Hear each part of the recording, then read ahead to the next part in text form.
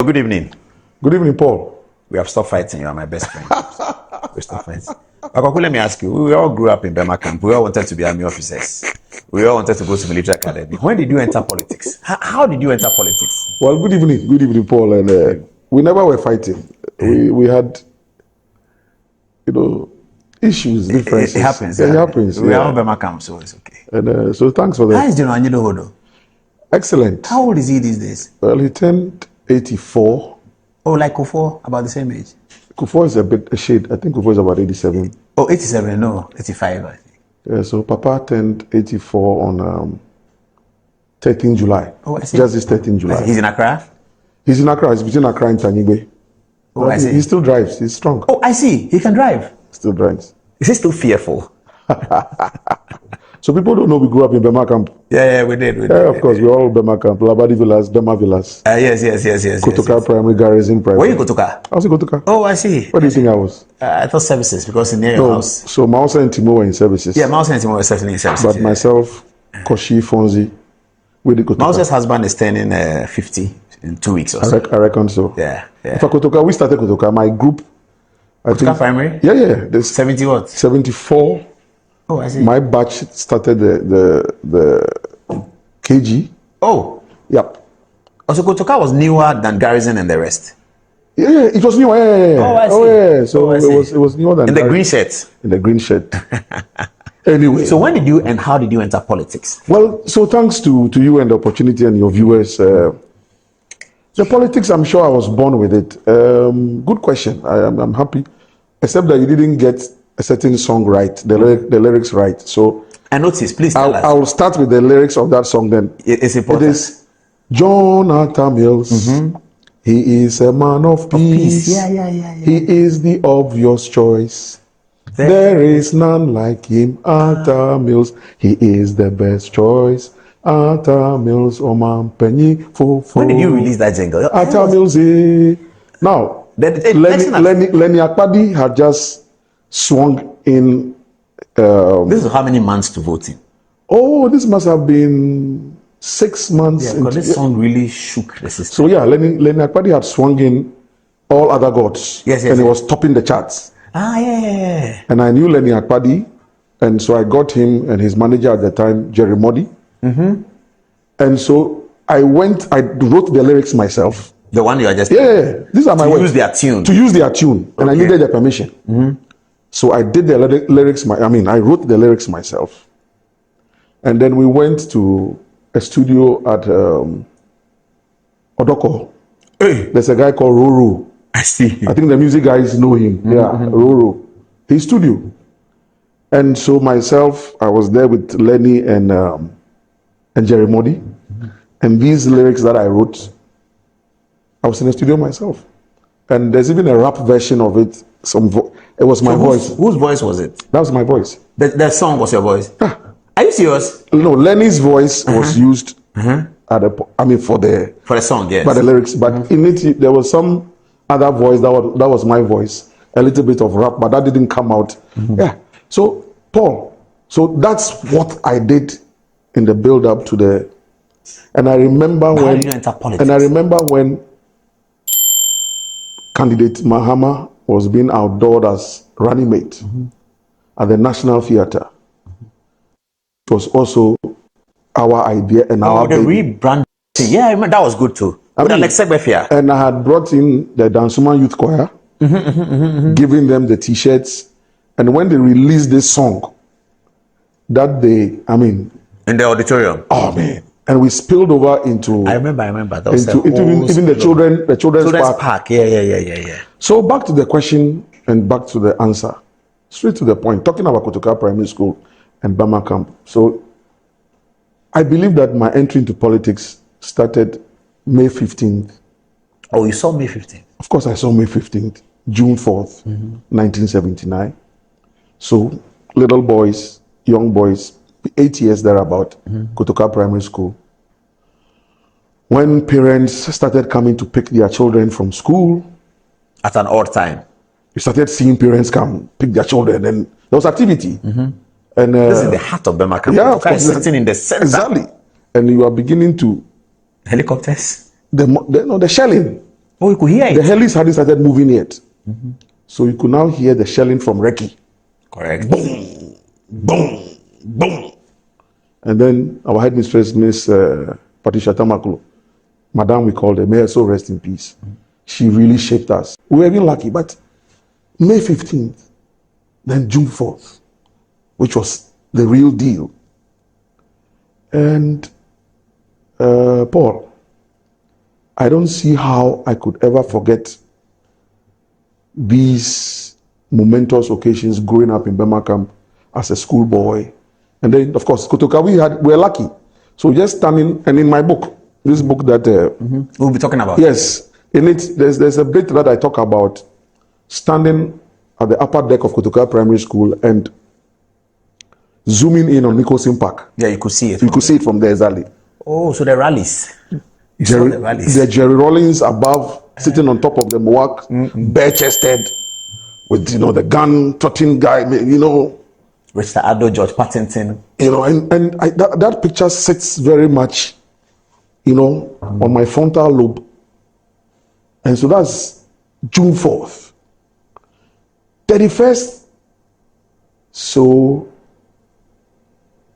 I was supposed to wash my father's canvas on.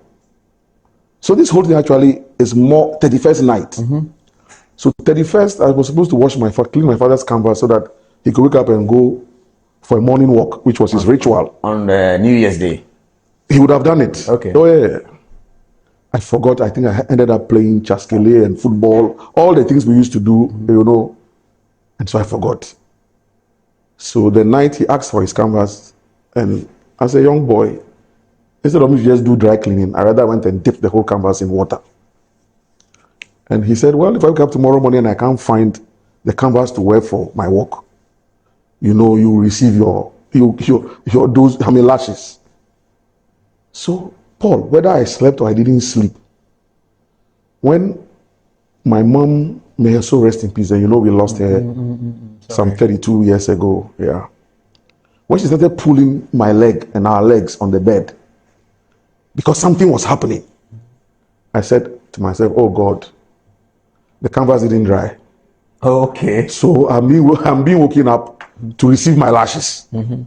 So while something was happening and mom was trying to get us to, I was pretending to be asleep until Papa came, and long and short, there was a coup. And Labadi Villas, we are lucky. It's not really gated. So the ability to move out of there with the family, we did that. So Papa took us out to safety. But of course, he is a military man. He came back. Oh, they always do that. They always do that. Oh, yeah. Exactly. They ask for the family go, but they'll come back. So he came back. But after a couple of days, he came back for myself and Fonzie.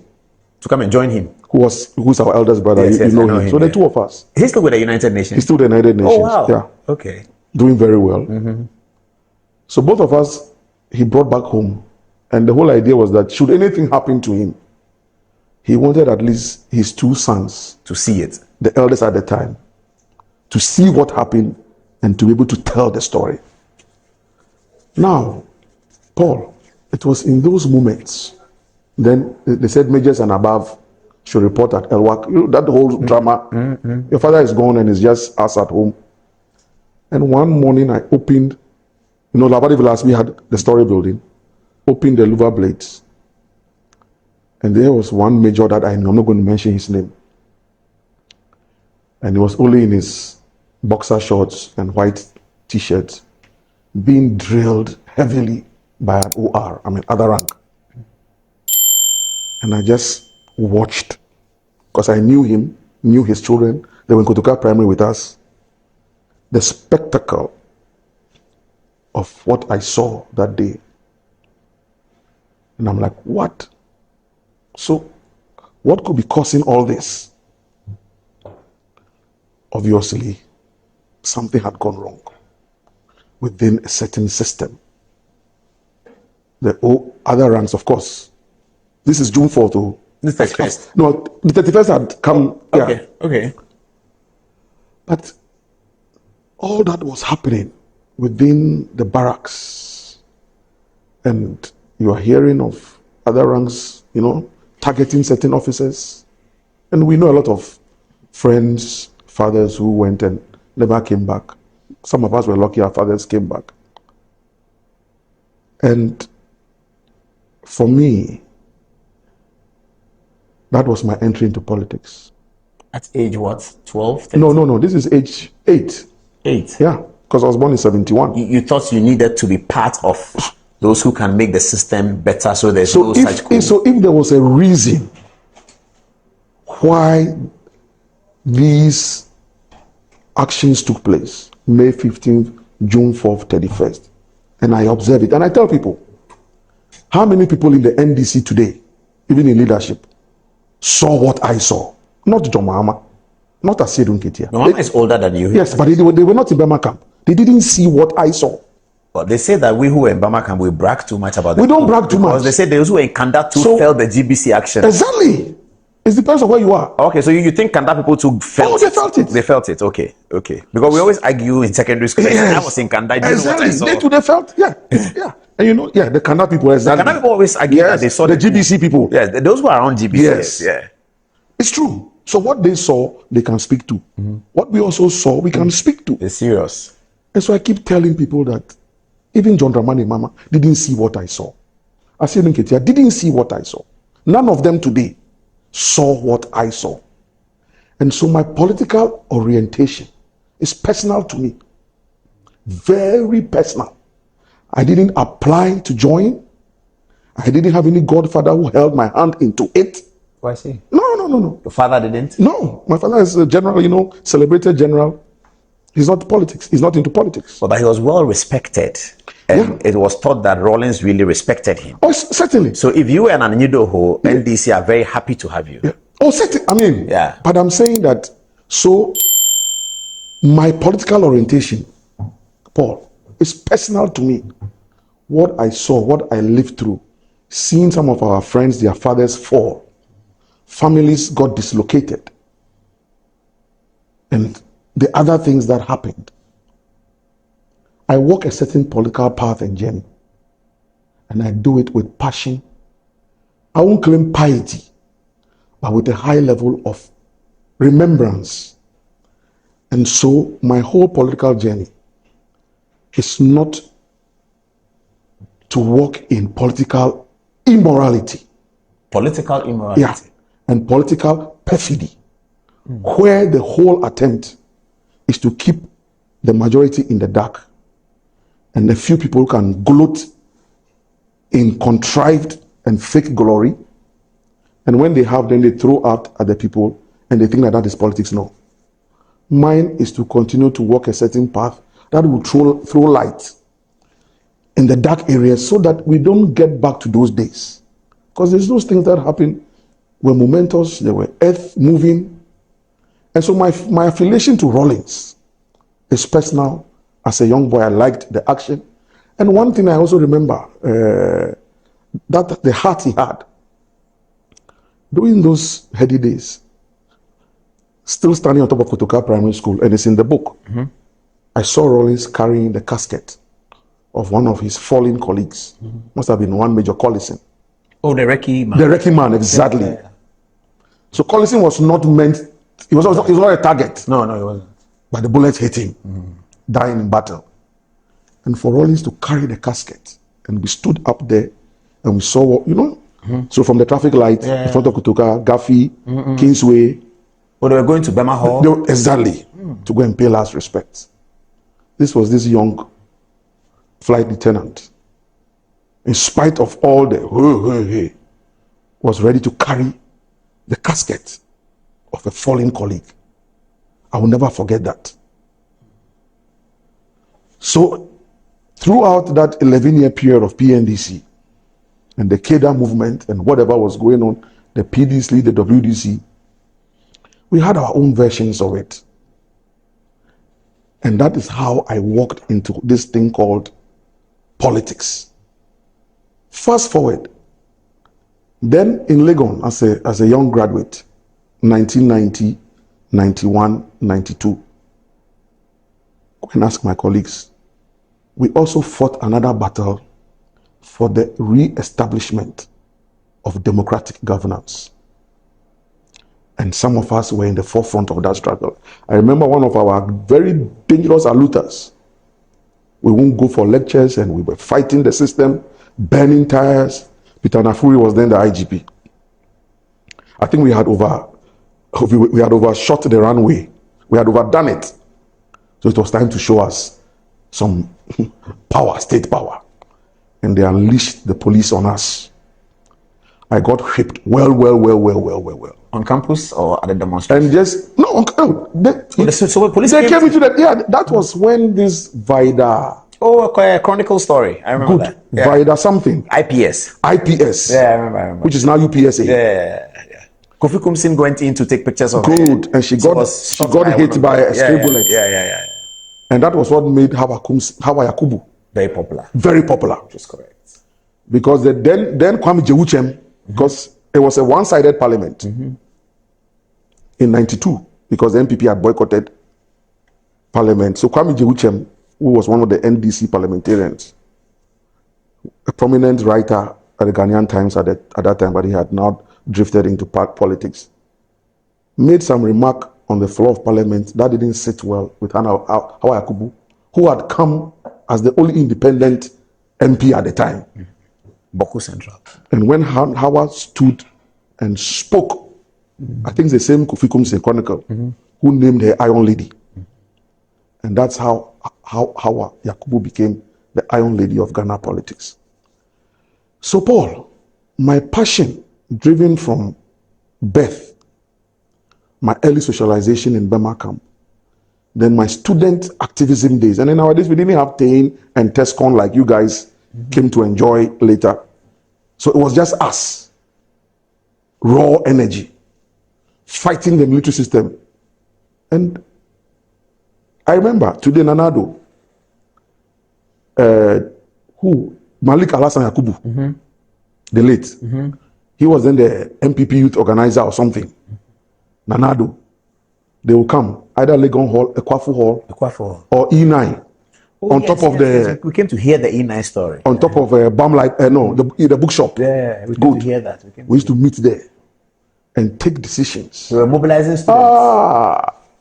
And we were leading it. And we'll get some lecturers who will call you in the middle of the night. Charlie, Koku, take it easy. Koku, don't do this. You people, be careful of this military regime. But hey, Paul, one has to brave it out one way or the other. The first major demo into town, I mooted the idea. It was a meeting at Legon Hall, dining hall. If you ask YB, Yabuabin and Co, Yabuabin was a year behind us. But at that gathering, at that meeting, I said, why are we sitting on campus and making noise? Let's go into town with the action. That is where people will feel our strength. We mobilized, and because we knew the police was watching us, we didn't go with buses that time. We just used other routes before they realized we're in the CBD. Because if we had gone with buses, they would stop us. So we just did small Mao guerrilla tactics movement before they realized we're in the CBD. Now, Paul, so when anybody thinks that I just woke up and walked into some NDC politics, it's because they don't know the story. I don't think anybody's saying it. Oh, no. It's a certain group of people, and my literature refers to them as urchins. Yeah, and chimney sweepers. Yeah, clothed in suit, who have just walked into today's politics. And they think that because there's something called social media, all they do is to insult. Then they have, I heard there's something they call screenshot. So after they insult, they screenshot and they send it to their paymasters, and that's how they butter their bread every day. I'm saying, I feel sorry for I don't believe that. Oh yeah, people do that. That's what they do. And some of them to pass comments. And some of them have graduated from university, but that's the job they do. And when they see you climb up a certain ladder, they are jealous, because I don't waste my time on that. You have decided to clothe yourself in suit and walk around as an urchin. I'm not an urchin, never been an urchin, will never will be an urchin. So They live off social media and they gloat in the fact that they insult for a living. Stay there and be insulting. Others will move ahead. They will grow into jobs. You'll get jealous. You get angry. Your destiny is just around social media and insults. So, Paul, that is the journey in which... How did you meet Professor Mills? Good. So Professor Mills was a lecturer on campus. Way back? Yeah. So when I entered Legon in 1990, he was a lecturer on campus. Mm-hmm. He was the president of the Amalgamated Sports Club. And me too, I was doing some 2x4 hockey. Mm-hmm. And you played hockey for the University of Ghana? Not Ghana, not the University of Ghana. But you were hanging around it? I was hanging around the Legon Hall team. Mm-hmm. And football as well. And so in that interaction, I got to meet this Dr. Mills. Oh, then. Oh, so you guys knew him as Dr. We knew him as Dr. Mills, yeah. Okay. Yeah. But of course, those whom he lectured at the faculty and School of Administration, Commercial Law, and then the Law Faculty, and always talked about this lecturer who was challenged. And those days I think he had a coffee or a maroon vehicle. It must have been a Stanza or something, or a Nissan. And the story of how he would just be giving students lifts here and there. And that was the Professor Mills we knew. And so by the time in 96, it came up that he was Papa J's, of course, Flight Lieutenant Jerry Rollins' running mate. Then the election was won and he became vice president. Of course, I did not stop keeping my eye on him as vice president of the Republic. So that is my relationship with Mills. Starting from when, 96? No, from Legon campus. So when I entered Legon in terms of working politics with him? Oh, politics is 96. 96, but not at close range. Yeah. I'm saying I just kept my eyes on him as a vice president. When did you enter his inner circle? My inner circles mainly was 2001.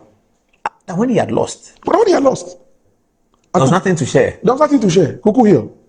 I remember. Yeah, Koku Hill. There was no paper. Nothing. And of course, those days I was, like you said in your intro, I was then at the Metropolitan and Allied Bank. So I had finished Legon, gone to the UK, University of East Anglia, gone and done my first master's, came back, then went with the United Nations High Commission for Refugees office here in Accra. Our office then was at Airport Residential Area. So these Liberian refugees, Sierra Leonean refugees, I worked closely with them. In fact, the first batch of Sierra Leonean refugees, I was part of the group that birthed them. The UNHCR, the Ghana Refugee Board, those days it wasn't NADMO, it was something, mobilization. NMP, National Mobilization Program, blah, blah. Now, that also. So back to my political orientation. Paul, it was a Ghanaian fishing vessel that had picked this batch of Sierra Leoneans from Mamioko. There's a famous hotel in Freetown known as Mamioko.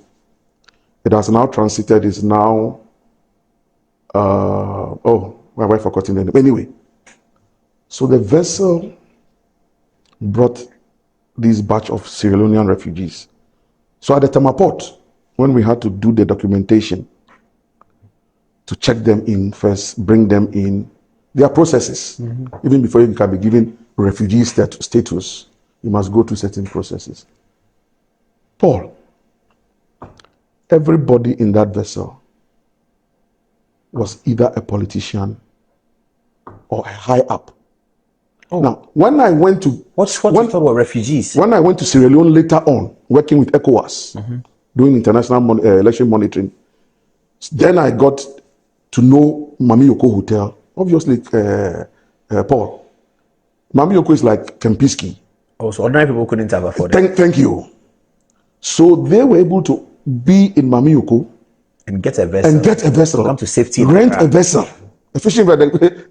So the vessel was going to fish for fish. They ended up fishing for men. And they paid and they came back. And working with refugees, then I said, wow. So these big politicians, anytime there's war, they will escape, is that not it? And it's the ordinary people that end up suffering. that also impacted my concept and thought process. So eventually, when 2001, now working at the bank because I left the UN system, so the first private commercial bank in Ghana, Alexa Shagbo's private bank, Metropolitan and Allied Bank, a Ghanaian Malaysian, collaboration. And we started as the youth forum at Koku Hill.